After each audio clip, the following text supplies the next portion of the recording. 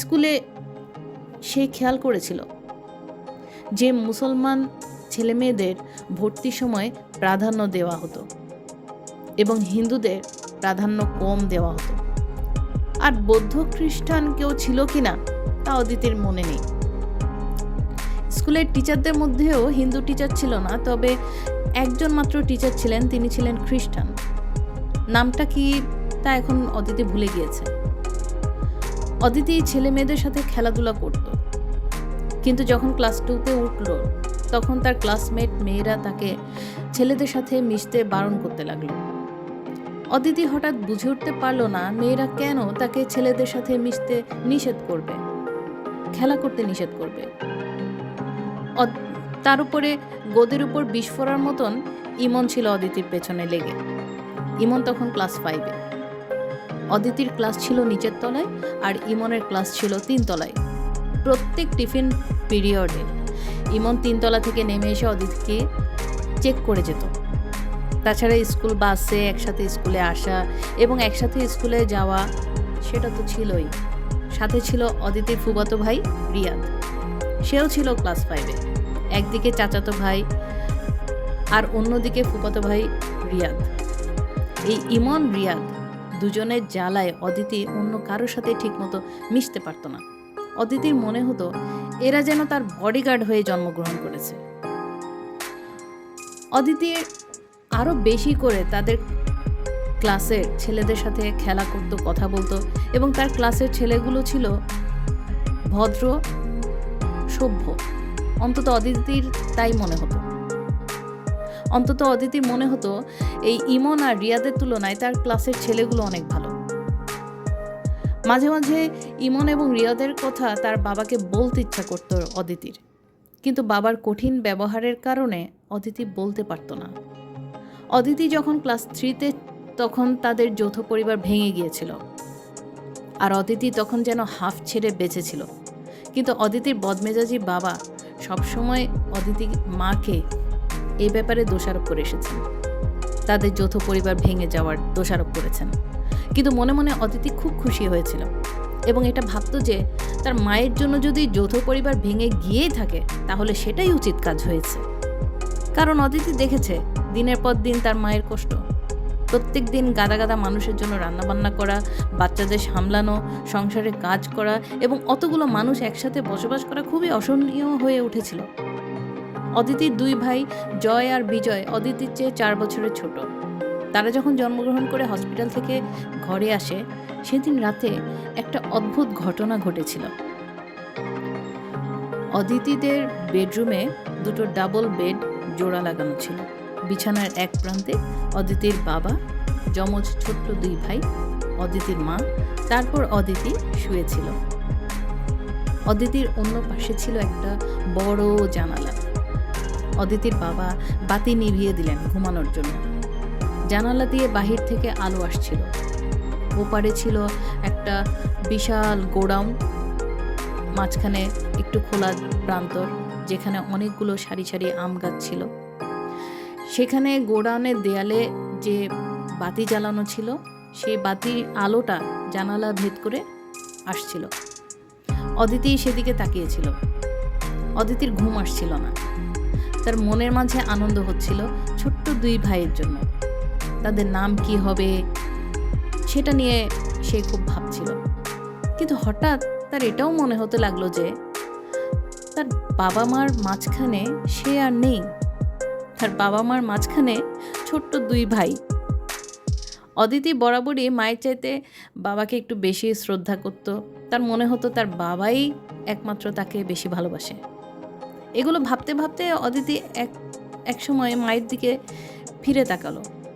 দেখতে পেল তার মায়ের বাহু থেকে একটা কালো কুচকুচে হাত উপরের দিকে উঠে আছে এবং তর্জনী আঙ্গুল সোজা করে রয়েছে। হাতটা একদম কালো, লোমশ, ভাল্লুকের মতো। অদিতি তার মাকে ঠেলে ডেকে তুলল। অদিতির মা যেহেতু হসপিটাল থেকে এসেছেন এবং অসুস্থ, সেই কারণে অদিতি ঠেলায় বিরক্ত হয়ে গেলেন। বললেন, কি হয়েছে, এরকম করছো কেন? অদিতি বলল, তুমি হাত উঠিয়ে রেখেছো কেন আম্মা? আমার ভয় লাগছে। অদিতির মা বলল, কোথায় আমি হাত উঠিয়ে রেখেছি? আর তুমি এতক্ষণ জেগে আছো কেন? তুমি ঘুমাও, বিরক্ত করো না। অদিতি আবার ঘুমাতে চেষ্টা করলো, কিন্তু অদিতির তো সহজে আর ঘুম আসে না। সে আবারও চোখ মেলে তাকিয়ে দেখতে লাগলো কিছুক্ষণ পর পর। তারপর হঠাৎ আবার দেখতে পেল সেই হাতটা। এবার অদিতি চিৎকার করে কেঁদে উঠল এবং বিছানার এক কোণে গিয়ে দাঁড়িয়ে গেল। অদিতির বাবা তাড়াতাড়ি বাতি জ্বালালেন এবং বললেন, কি হয়েছে? তুমি কি ভয় পাচ্ছ? এদিকে আসো, আমার কাছে আসো। অদিতি দেয়ালের সাথে নিজের শরীরকে চেপে রেখে কান্না করছিল জোরে জোরে। অদিতির বাবা বিছানার উপর উঠে এসে অদিতিকে কোলে নিয়ে নিজের কাছে শোয়ালেন। বললেন, অদিতি, তুমি আমার বুকের ভেতর ঘুমিয়ে থাকো, আর ভয় লাগবে না বাবা। কি হয়েছে বলো? অদিতি বলল, আম্মা হাত উঠিয়ে রেখেছেন আব্বা। অদিতির মা বলে উঠলেন, আমি কোথায় হাত উঠিয়ে রাখলাম? অদিতি আর কিছু বলল না তার বাবাকে, চোখ দুটো বন্ধ করে ফেলল। অদিতির মনে হতে লাগলো, এর বেশি যদি সে কিছু বলে ফেলে তাহলে হয়তো কালো হাতটা এসে তার ভাইদের তুলে নিয়ে চলে যাবে। জিন ভূতেরা নাকি ছোট ছোট বাচ্চাদের ধরে নিয়ে চলে যায়। স্কুলের মেয়েদের এরকম গল্প করতে শুনেছিল। এই কালো হাতের ঘটনাটা অদিতি বলেছিল বিয়ের পরে প্রথমবার। এর মধ্যখানে কোনোদিন কাউকে এই কথা বলেনি। ক্লাস 4-এ ওঠার পর অদিতি খেয়াল করলো তার টিচাররা মেয়েদেরকে ছেলেদের সাথে মিশতে বারণ করেছেন। টিচার বলেছেন, সেহেতু ছেলে মেয়েরা অবশ্যই টিচারের কথা মেনেই চলবে, আর এটাই তো স্বাভাবিক। অদিতি তখন থেকে ছেলেদের সাথে কথা বলা, খেলাধুলা করা বন্ধ করে দিয়েছিল। কিন্তু অদিতি মেয়েদের সাথে মিশতে পারছিল না কিছুতেই। মেয়েদের অ্যাটিটিউডগুলো তা কেমন জানি মনে হতো আন্তরিক নয়, জটিল কুটিল প্রকৃতির। সারাক্ষণ জটলা পাকিয়ে চুপি চুপি কি যেন কথা বলতো, যেন ওগুলো অদিতির শোনা উচিত নয়। অদিতি কখনো আগ বাড়িয়ে শুনতেও চাইতো না, সবসময় দূরত্ব বজায় রাখতো। দেখতে দেখতে অদিতি ক্লাস 5-এ। তখন রমা নামে একটি হিন্দু মেয়ে স্কুলে ভর্তি হলো। অদিতি রমার দিকে কেবলমাত্র একবার তাকিয়েছিল। রমা নিজে থেকেই অদিতির পাশে এসে বসল। স্কুল ছুটির পর রমা বলল, আমি রমা, তোমার নাম কি? অদিতি বলল, আমি অদিতি। দুজনের মধ্যে আর কোনো কথা হলো না প্রথম দিন। দ্বিতীয় দিন থেকে রমা আবার অদিতির পাশে এসে বসল। এরই মাঝে অন্য 2-1 মেয়ে অদিতিকে বলল, হিন্দুদের সাথে বেশি মিশিও না। অদিতি বলল, কেন?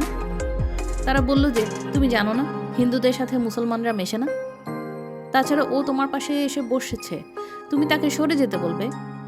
অদিতি তখন ভাবতে লাগলো যে এই মেয়ে দুটোর কথা তাকে কেন শুনতে হবে। সে বলল, কে আমার পাশে বসবে না বসবে সেটা তো তার ব্যাপার, আমি কার সাথে কথা বলবো না বলবো সেটা তো আমার ব্যাপার।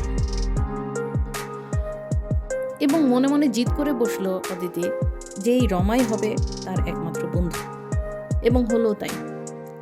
সেদিনের পর থেকে অদিতি এবং রমা একে অপরের বন্ধু হয়ে গেল মনে হয়। অদিতির আরও একজন বন্ধু ছিল, নাম ছিল নূপুর। তখন অদিতি স্কুলে ভর্তিই হয়নি। ওই সময় নূপুরের সাথে তার বন্ধুত্ব ছিল, যদিও ইমনের কারণে কারোর সাথে সে মিশতে পারত না। কিন্তু নূপুরের বাসাটা অদিতির বাসার উপরে ছিল, তাই অদিতি সুযোগ পেলেই নূপুরের বাসায় যেত এবং নূপুরের সাথে পুতুল খেলা করত। মাঝে মাঝে অদিতির মাও অদিতিকে নিয়ে নূপুরদের বাসায় যেতেন। একদিন ভর দুপুরবেলা খাওয়া দাওয়া সেরে অদিতির মা অদিতিকে নিয়ে নূপুরদের বাসায় গিয়েছিলেন। নূপুরের মা এবং অদিতির মা বসে বসে গল্প করছিলেন। এক ফাঁকে নূপুর অদিতিকে বলল, আমি সিঁড়ি থেকে লাফ দিতে পারি জানিস। সিঁড়িটা প্রায় 10 ফিটের মতো লম্বা হবে বলে আন্দাজ হলো অদিতির। অদিতি বলল, না না, এসব লাফ টাফ দিও না কোনোদিন। কিন্তু নূপুর বারবার বলতে লাগলো, দেখ না, আমি লাফ দিতে পারি, একবার দেখ, আমি তোকে লাফ দিয়ে দেখাই, আমি লাফ দিতে পারি, দেখ। কিন্তু অদিতি মনে হতে লাগলো আজ কিছু একটা অঘটন ঘটবে। সে বারবার বলল, না, তুই লাফ দিবি না, তুই লাফ দিস না, তুই লাফ দিলে হাত পা ভেঙে যাবে। নূপুর লাফ দেওয়ার জন্য জিদ করতে লাগলো এবং সত্যি সত্যি সে অদিতিকে দেখানোর জন্য লাফ দিল, আর যথারীতি তার পা মচকে গেল। সে চিৎকার দিয়ে কান্নাকাটি শুরু করলো। নূপুরের মা আর অদিতির মা দুজনেই দৌড়ে এলেন এবং নূপুরকে তাড়াতাড়ি কোলে তুলে নিলেন। নূপুর চিৎকার করে বলতে লাগলো, অদিতি আমাকে লাফ দিতে বলেছে। অদিতি রাগ হয়ে গেল এবং বলল, আমি তোমাকে কখনোই লাফ দিতে বলিনি। তুমি নিজে নিজে লাফ দিয়েছ আর তুমি মিথ্যা কথা বলছো। কিন্তু নূপুর আবারও একই কথা বারবার বলতে লাগলো, অদিতি আমাকে লাফ দিতে বলেছে, অদিতি আমাকে ফেলে দিয়েছে, ওর জন্যই আমি লাফ দিয়েছি, ও আমাকে বলেছে লাফ দিয়ে দেখানোর জন্য। অদিতির মা অদিতিকে থাপ্পড় মারলেন দু একটা, চিৎকার করে বলতে লাগলেন, কেন তুমি এটা করেছো, কেন তুমি ওকে সিঁড়ি থেকে ফেলে দিলে। অদিতি বারবার বলতে লাগলো, আমি কিচ্ছু করিনি, সে যা করেছে সব নিজে নিজে করেছে। কিন্তু তবুও তাদের কেউ অদিতির কথা বিশ্বাস করেনি। অদিতি খুব কান্না করেছিল অপমানে, লজ্জায়। নূপুর একবারও স্বীকার করলো না যে সে মিথ্যা কথা বলেছিল। যদি নূপুর স্বীকার করত তাহলে হয়তো অদিতির সাথে বন্ধুত্বটা তার বজায় থাকতো, কে জানে। সেই থেকে অদিতি নূপুরের সাথে আর কোনো দিন কথা বলেনি। নূপুরে পা ভালো হয়েছে কি হয়নি তার কোনো খবরও রাখেনি। পা ভালো হয়ে যাওয়ার পরে নূপুর একদিন অদিতিকে ডাকতে এসেছিল, কিন্তু অদিতি যায়নি। এমনকি তারা যখন বাসা ছেড়ে অন্যত্র চলে যাচ্ছিল তখনও পর্যন্ত তারা দেখা করতে এসে থাকলেও অদিতি তাদের সামনে যায়নি। নূপুর কান্না করে চিৎকার করে অদিতিকে ডাকছিল, কিন্তু অদিতি একবারও সেই ডাকে সাড়া দেয়নি এবং দেখাও করেনি।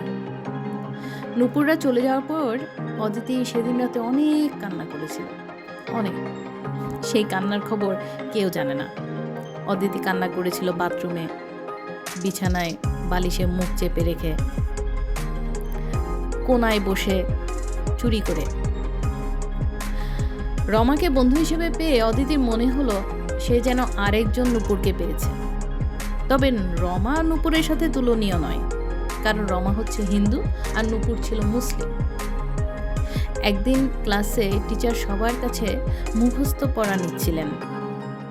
রমা অদিতি দুজনে তাদের পড়া মুখস্থ বলার পরে পেছনের বেঞ্চে বসে নিজেদের মধ্যে কথা বলছিল চুপি চুপি, হালকা পাতলা দুষ্টুমি করছিল। টিচার হঠাৎ তাদের দুজনকে ডেকে দুহাত পেতে দাঁড়াতে বললেন। রমা এবং অদিতি সরল মনে দুহাত লম্বা করে পেতে দিয়ে টিচারের সামনে দাঁড়িয়ে পড়ল এবং ভাবতে লাগলো, এখন কি করবেন টিচার আসলে। টিচার লম্বা কেরাত বেত নিয়ে তাদের দুজনের চার হাতে ঠাস ঠাস করে মারতে লাগলেন। একসাথে অনেকগুলো মার দিলেন যে তারা দুজন হাত নামানোর সুযোগই পাচ্ছিল না। দুজনে সমান তালে মার খেয়ে যাচ্ছিল এবং দুজনে কান্না করছিল। 10-20টা বেতের বাড়ি এক নাগারে খাওয়ার পর টিচার থামলেন এবং বললেন, আর কোনোদিন ক্লাসরুমে বসে বসে কথা বলবে না, মনে থাকবে। অদিতি এবং রমা দুজনেই বলল, মনে থাকবে টিচার। সেদিন থেকে অদিতি ও রমার বন্ধুত্ব আরও বেশি গাঢ় হলো। দুজন দুজনকে ধরে কান্না করছিল, দুজন দুজনকে নিজেরাই নিজেদেরকে সান্ত্বনা দিচ্ছিল, আর অন্যেরা সবাই হাসছিল, যেন তারা খুব মজার একটা তামাশা দেখেছে। তাদের মার খাওয়াটা যেন তাদেরকে খুব আনন্দ দিয়েছে। হিন্দু মুসলমানের বন্ধুত্ব টিচার যেন বেদ দিয়ে মেরে পূরণ করে দিয়েছেন।